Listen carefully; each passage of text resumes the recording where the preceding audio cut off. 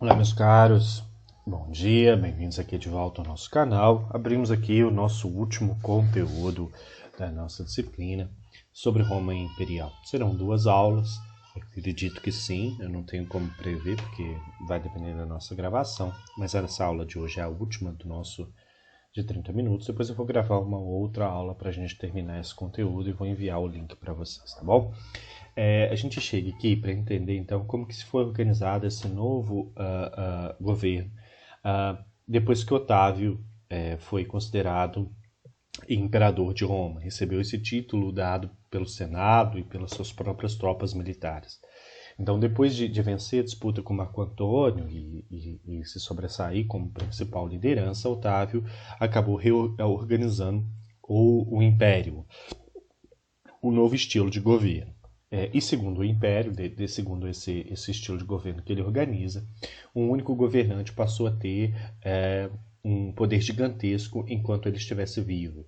Ele praticamente esvaziou os poderes do Senado e dos cargos da magistratura e passou a concentrar todos esses poderes nesse único grande cargo de Roma, que seria então o cargo de imperador. O Senado ele não deixa de existir, o Senado ele vai continuar existindo, só que ele acaba estando esvaziado de poder. Esvaziado entre aspas, porque todo imperador, para poder ter esse título, ele precisava ser reconhecido pelo Senado. Esse título precisava ser referendado pelo Senado. Mas, de certa forma, o Senado ele perde o poder decisório. Quem toma esse poder, quem vai ter esse poder de decisão e execução das atividades é a figura do imperador. Então, esse imperador ele passa a ter o poder civil, militar e religioso. Ele passa a ser o tribuno da plebe, tendo o poder de veto às decisões, qualquer decisão que fosse tomado que fosse tomado pelo Senado e que ele não concordasse. E o imperador era visto também como pontífice, como chefe supremo. A ideia de pontífice é essa, é chefe supremo. Então, dentro de Roma, o imperador era um pontífice, era um chefe supremo daquele estado. O primeiro imperador que a gente tem é a figura de Otávio Augusto, e do qual a gente vai falar agora. O Otávio Augusto, ao instituir, ele vai fazer então reformas políticas, reformas sociais, reformas estruturais na cidade de Roma, que a gente passa a falar a partir de agora. Algumas instituições republicanas, como o Senado, eles continuaram a existir, embora tenham sido esvaziadas de poder, conforme eu disse anteriormente, porque o imperador passa a concentrar, mas são instituições que permanecem e, em alguns casos, têm poder decisivo. No caso do Senado, o poder estava principalmente na questão da própria nomeação e reconhecimento do indivíduo como imperador dentro de Roma. Um homem só conseguia se tornar imperador depois que fosse aprovado pelo Senado. E aqui, quando eu falo de homem, é homem mesmo, do sexo masculino. Não havia possibilidade de mulheres dentro de Roma serem consideradas imperatrizes. A regra era que só poderia ser considerado imperador se você fosse homem e pudesse ter filhos e pudesse gerar herdeiros. Caso você fosse homem e castrado, você não poderia. Se você fosse mulher, você não poderia, porque você feria essas regras. E o indivíduo só conseguia se tornar imperador depois que o poder dele fosse referendado pelo Senado. Então o Senado ainda tinha essa importância, mas o poder decisório passou a estar nas mãos desse imperador que recebe esse poder do Senado. Os patrícios, a classe dos homens mais ricos, conforme a gente viu, continuaram a deter o poder, vão ser eles os principais líderes políticos, vão ser eles aqueles que vão ocupar os cargos de senadores, vão ser eles que vão estar à frente de Roma na condição de imperadores. A gente vai ter alguns imperadores que vão vir do grupo de plebeus, mas são aquele grupo da elite plebeia, aqueles plebeus enriquecidos, que aqui já seriam essa nova classe dos nobilitas, já estariam inseridos nesse processo, nessa elite patrícia. Ainda que fossem vistos moralmente como inferiores frente aos demais, mas mesmo assim tinham um reconhecimento, eram importantes, eram melhores do que eram considerados melhores do que a massa de plebeus. A Assembleia Popular perdeu todos os seus poderes e acabou por desaparecer. Então, os plebeus eles acabaram perdendo a sua capacidade de representatividade, sendo representados no governo somente por essa elite plebeia. O imperador ele passa a comandar os exércitos, os governadores de província e os funcionários públicos, e é também o chefe religioso, conforme a gente viu, visto como o próprio Deus pelos romanos. O acesso aos cargos da magistratura, que continuavam a existir, embora esvaziados de poder, mas esses cargos e os cargos de funcionalismo público, os publicanos, os governadores de província, cônsul deixou de existir, mas a gente vai ter os questores, a gente vai ter os pretores, aquelas pessoas que vão ajudar nesse processo de administração, subordinados agora aos imperadores. O acesso a esses cargos por civis e por militares passou cada vez mais a depender de relações de amizade, de clientelismo com a figura do imperador e com a figura dos senadores. O que eu quero dizer com isso? Eu quero dizer que para você ter um cargo de pretor, para você ter um cargo de governador de província, para você ter o cargo de um publicano, para você ser um funcionário público dentro de Roma, você tinha que ter uma relação de proximidade com aqueles indivíduos que estavam no poder. Então você tinha que ter uma relação de amizade, proximidade ou com o imperador ou com os senadores. E quem tinha essas relações de amizades eram justamente as grandes lideranças. Esses indivíduos relacionados a essa ordem equestre, esses cavaleiros, essas pessoas que participam das conquistas militares. E as elites provinciais. Então, se você não tivesse essa proximidade, se não oferecesse nada em troca, dificilmente você conseguiria um cargo da magistratura. Porque era uma questão de ser cliente mesmo, de dar algo e receber esse cargo. Ou de ser muito próximo, de ser amigo e, portanto, ser nomeado para tanto. Não era por mérito, mas sim por proximidade que se tinha com essas figuras dos imperadores e dos senadores. Aos poucos, dentro de Roma, e principalmente ao longo do Império, o exército vai se transformando em uma força política fundamental para a manutenção desse Estado. O imperador só conseguia governar se ele tivesse apoio do exército, porque ele precisava do exército para controlar as revoltas internas, ele precisava do exército para continuar o processo de expansão, porque era desse processo de expansão que vinham as riquezas de Roma, e precisava do exército para defender as fronteiras militares. Então, esses imperadores eles passam cada vez mais a depender dos militares, dessa classe equestre. Então, o exército acaba se transformando, para além de uma força militar importante, o exército passa a se tornar também uma força política. Os imperadores que tinham um exército ao seu lado tinham mais facilidade de governar do que aqueles que não tinham, que tinham inimizades dentro desse exército. Só que a gente tem que entender que esse exército também, ele não é um exército do Estado romano, mas ele é um exército particularizado. Então a gente vai ter alguns generais que vão se mostrar insatisfeitos com a administração de alguns imperadores e em alguns momentos vão movimentar o seu exército dentro de revoltas internas dentro de Roma. Mas são pequenos momentos e talvez isso marque muito mais o final do Império Romano do que esse início do qual a gente está falando aqui agora. Passamos a falar agora de reformas do ponto de vista social empreendidas pelo Otávio Augusto. Uma das primeiras reformas feitas por Otávio Augusto foi no sentido de tentar ligar esse exército, já que o exército ele se torna uma força política importante, ao Estado romano. Então, o Otávio começou uma política de distribuição de terras para soldados veteranos e acabou com convocação forçada, ou seja, para você ser militar agora, você tinha que se candidatar. Antes você era forçado, você era obrigado a participar da força militar quando fosse convocado. A partir da reforma de Otávio Augusto, não, você não era obrigado, você aceitava ou você se prontificava aí. Se você quisesse recusar, você tinha essa possibilidade. E o Otávio também começou a conceder lotes de terras para soldados mais velhos, numa tentativa de ligar esse exército à figura do Estado, à figura do imperador. Os soldados, então, os militares dentro do exército romano passaram a ter uma profissão permanente e garantida, e agora sim ligada ao Estado, porque eles recebiam esse soldo, entre aspas, né? Eles recebiam essa terra doada pelo Estado, pelo imperador. Então o Otávio ele busca uma ligação direta dele com esses militares para poder garantir uma certa estabilidade e evitar confrontos com outras alas, com algumas alas militares dentro de Roma. Do ponto de vista de reformas urbanas, reformas físicas feitas pelo Otávio Augusto dentro de Roma, a gente tem algumas que são muito importantes e que muitas das vezes são citadas em questões. A primeira delas é a Via Ápia. A Via Ápia é uma estrada toda pavimentada em pedras que ligava Roma ao sul da Península Itálica. Recordo mais uma vez para vocês que nesse período que a gente está estudando, o centro econômico, o centro comercial, de trocas comerciais do mundo é o Mar Mediterrâneo. E a Península Itálica ela está num lugar privilegiado, ela está praticamente no meio do Mar Mediterrâneo. Só que Roma está lá em cima, está quase lá na parte continental da Europa. Eu exagerei, né? Mas Roma está muito mais próxima à parte continental europeia do que ao sul.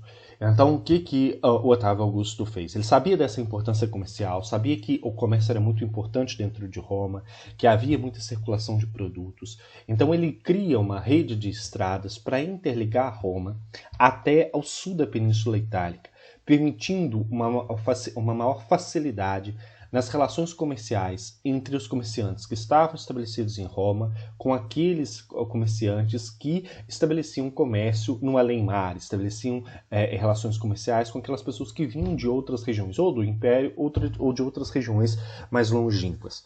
Então ele cria a Via Ápia para poder favorecer esse mercado. Por que a Via Ápia é importante? Porque ela é uma das primeiras grandes construções pavimentadas que a gente tem na história. É uma grande rua. Vocês vão falar, é estreita, mas é uma rua que naquela época foi construída para cavalos, para pessoas passarem e facilitar as relações comerciais.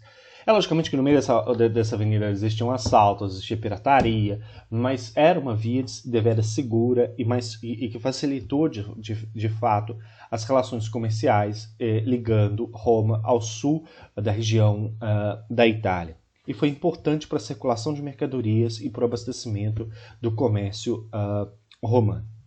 Se a gente pensa que Roma, diferente do que acontece em outras sociedades antigas, é uma sociedade que valoriza o comércio, é uma sociedade de circulação de mercadoria. Não é à toa que a gente tem várias estradas que ligam Roma aos diversos pontos do Império Romano. Daí o famoso ditado, mais uma vez eu repito ele, todos os caminhos levam a Roma, porque em toda a rede de estradas que você entrasse, de alguma forma, você chegaria a uma estrada que te levaria à cidade de Roma, capital do Império Romano. Porque essas estradas elas interligavam cidades, interligavam rotas comerciais.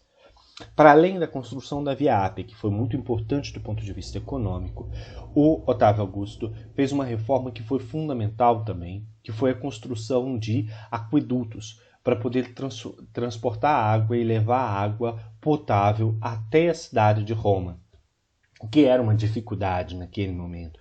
Como se abastecer com água potável toda essa cidade. A questão da água era muito importante para Roma. E a gente vai ver que até nas próprias construções romanas isso aparece como fundamental, porque Roma passava por longos períodos de seca. Então era necessário você ter ou você ter reservas de água ou você ter um abastecimento constante de água desse centro urbano. E para garantir isso, o Otávio Augusto promoveu então a construção dos aquedutos, usando pedras e aqui já utilizando o cimento. O cimento foi descoberto pelos romanos e ajudou muito nesse processo de construção. Os aquedutos são canais de água, canais construídos então com pedras, cimento, que levavam água de algumas regiões mais altas até a cidade de Roma. É uma estrutura gigantesca construída, se a gente pensa, que corta a cidade de Roma. Repare que aqui vocês conseguem ver o tamanho dos aquedutos, a altura dos aquedutos. Aqui a gente tem um ônibus, essa é uma foto tirada na década de 90 da cidade de Roma. Se vocês observarem, olha, a gente conseguiria contar aqui a partir do ônibus. 1, 2, 3, 4, 5, 6, praticamente 7 a gente poderia empilhar 7 ônibus e daria a altura desses aquedutos. Isso tudo foi construído por escravos romanos, por plebeus romanos, aí ao longo da administração do Império Romano. A água passa cá em cima, naqueles canais que vocês viram, a céu aberto, tá vendo? Naquela época não existia ainda o problema do mosquito da dengue.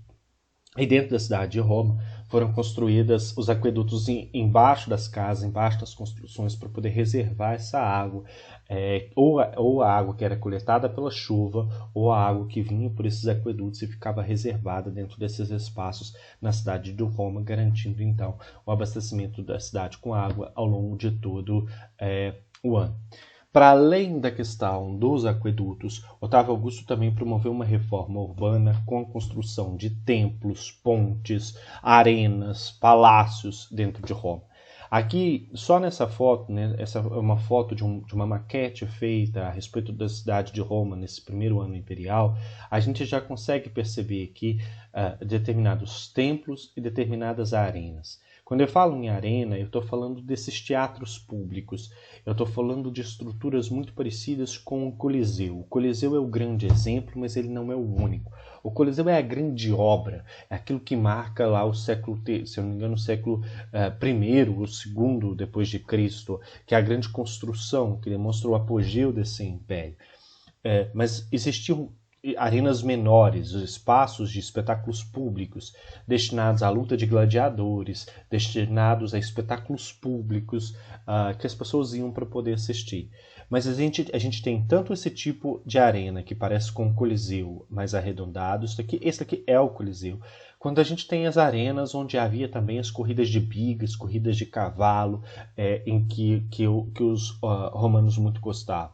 Então é o espaço em que era oferecido aquilo que nós chamamos de circo, o espetáculo para essa sociedade, e que também estava imerso ali numa própria política inventada pelo Otávio, ou aprimorada pelo Otávio, que é a famosa política do pão e circo. Como existiam muitos plebeus, muitos pobres dentro de Roma, para evitar revoltas e grandes revoltas, era muito comum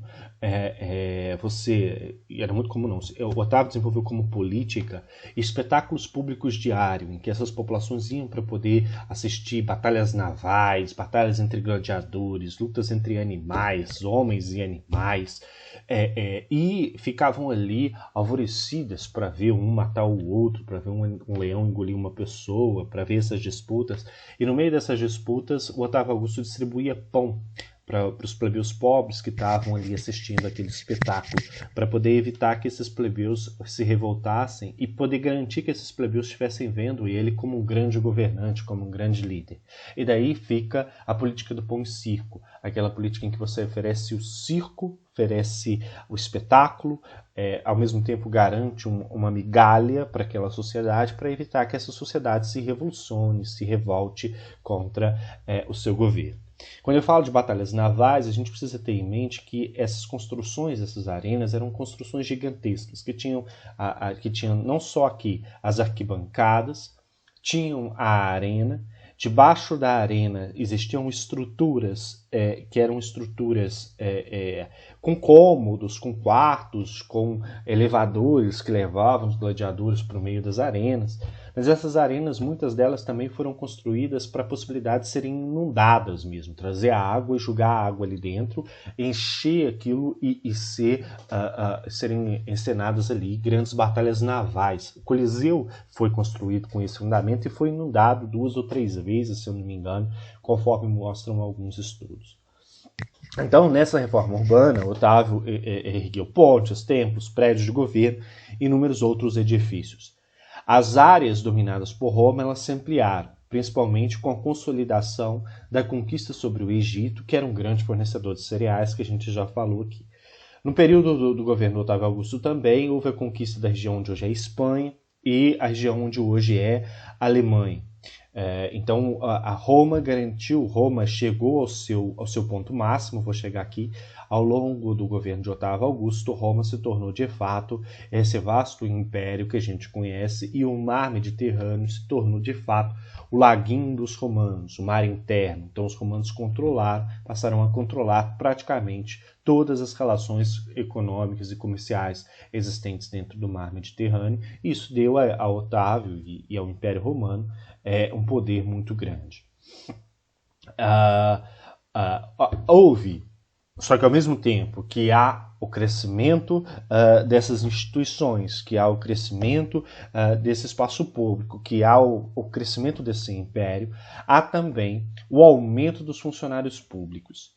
E como se aumenta a quantidade de funcionários públicos, se aumenta a necessidade do exército constantemente presente para controlar essas fronteiras, para garantir essa política, há uma necessidade também de mais recursos para você poder manter toda essa máquina burocrática. Quanto mais riqueza Roma tinha, quanto mais domínio Roma tinha, mais dinheiro se gastava para poder manter esse Estado. E um Estado, conforme a gente já viu, que é um Estado corrupto, que é um Estado onde as pessoas se apropriam dos bens públicos como se fossem bens privados. Um Estado em que há tabelas de divisão das riquezas conquistadas por Roma oficiais. Então, é um Estado que já há a riqueza, ela já sai pelo ralo, já vai pelo ralo por essas políticas corruptas, e é um Estado que cada vez mais vai ficando inchado e cada vez mais você necessita de recursos para se manter e para se administrar. E os recursos de Roma vinham, e aí a gente tem que ter em mente, vinham essencialmente desse processo de expansão. Quanto mais Roma conquista, mais dinheiro entra. Só que quando Roma chega nesse ponto em que ela consolida a sua dominação, ela praticamente para o seu processo de expansão. Portanto, os recursos que antes vinham do processo de expansão precisam ser retirados de dentro desse Estado.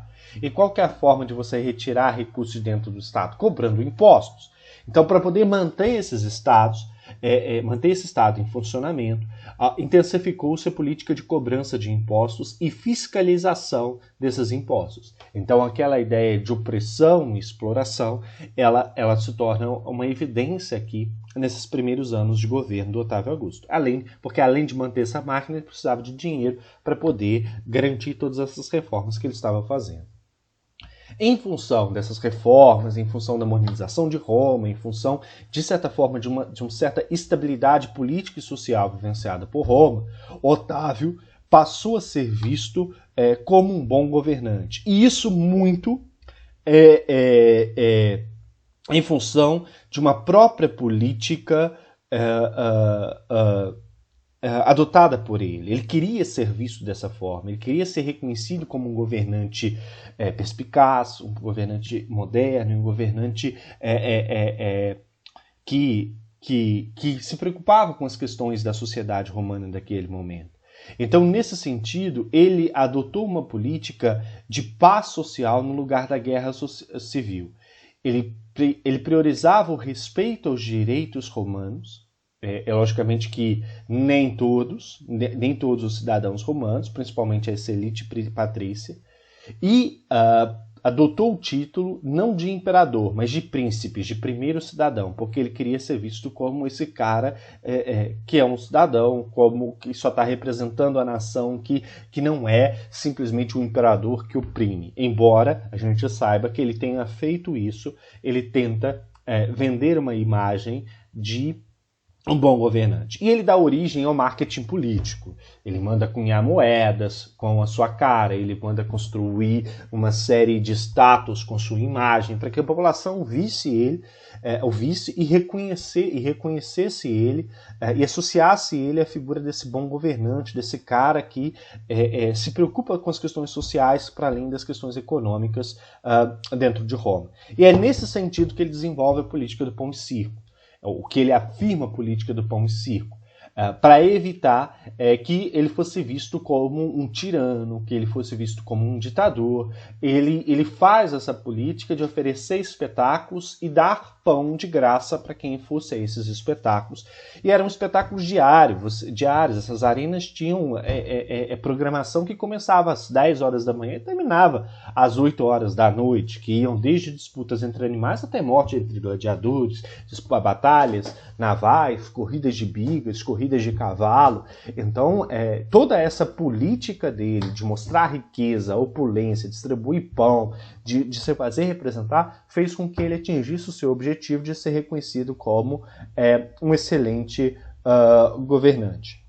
Para poder garantir a proteção, a sua própria proteção, ele criou a guarda pretoriana, aquela guarda que seria responsável por garantir a integridade do imperador.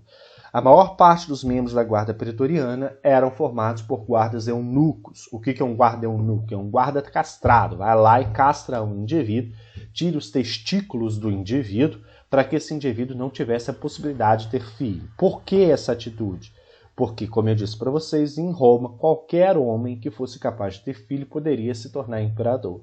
Então, para que um membro da guarda pretoriana, não matasse o imperador e tentasse tomar o poder no lugar dele, a maior parte dos soldados da guarda pretoriana eram castrados para evitar essa questão. O Otávio também ele é responsável por consolidar o sistema escravista de produção, ou seja, a presença daquelas grandes propriedades, as grandes fazendas que utilizavam amplamente a mão de obra escrava dentro de Roma. Então, quanto mais Roma foi crescendo, expandindo, mais escravos se tinha.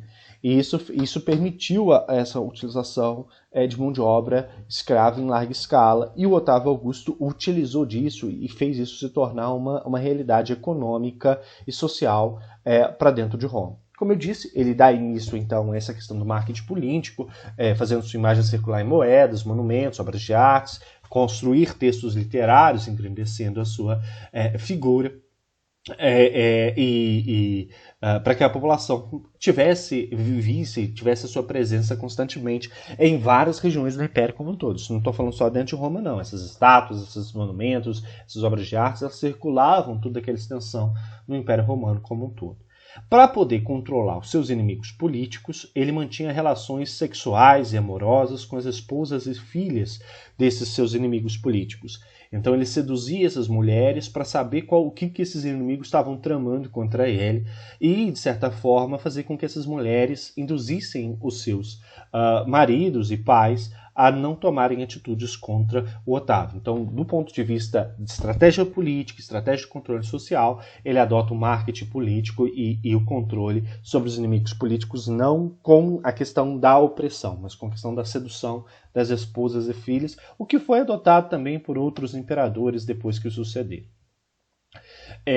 Esse período do governo do Otávio Augusto, ele coincide com o que nós chamamos de apogeu do Império, que vai do século I a.C. até o século II depois de Cristo.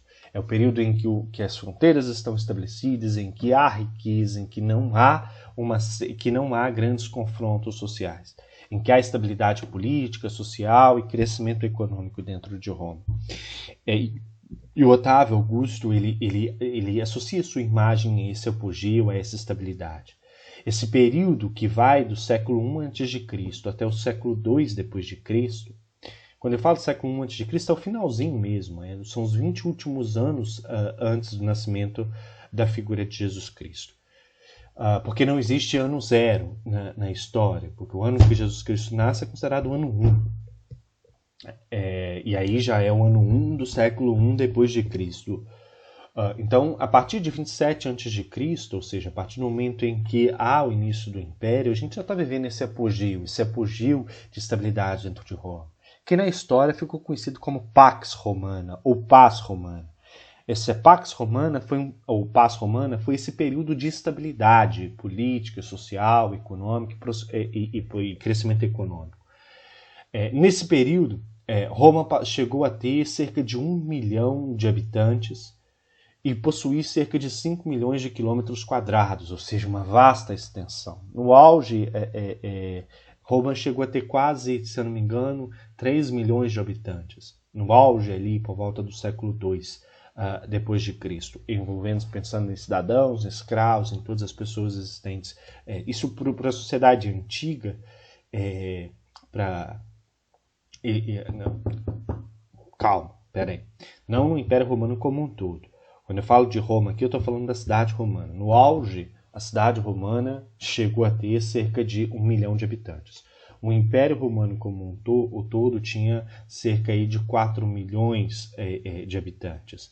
Mas a cidade de Roma, estou falando da cidade, daquele pontinho que a gente viu no mapa.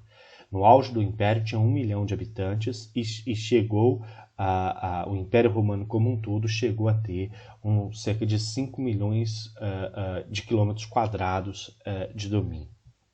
Então é um crescimento econômico vertiginoso e tal. Uma das principais razões para essa estabilidade social, política e crescimento econômico de Roma, e que os historiadores atribuem, é a questão da flexibilidade dos romanos em matéria religiosa. Isso quer dizer que os romanos, ao conquistarem uma região, eles não impunham a sua religião. Eles impunham a cultura latina, a língua latina, eles impunham o latim como língua oficial, mas eles permitiam que as sociedades que estavam sendo dominadas por Roma continuassem com antigos cultos religiosos, até porque Roma era uma sociedade politeísta, era marcada pelo politeísmo. Então, o que acontecia era a inserção desses cultos dentro da cultura romana. As únicas religiões que não eram respeitadas, que não eram toleradas pelos romanos, era o judaísmo e o cristianismo. Por quê?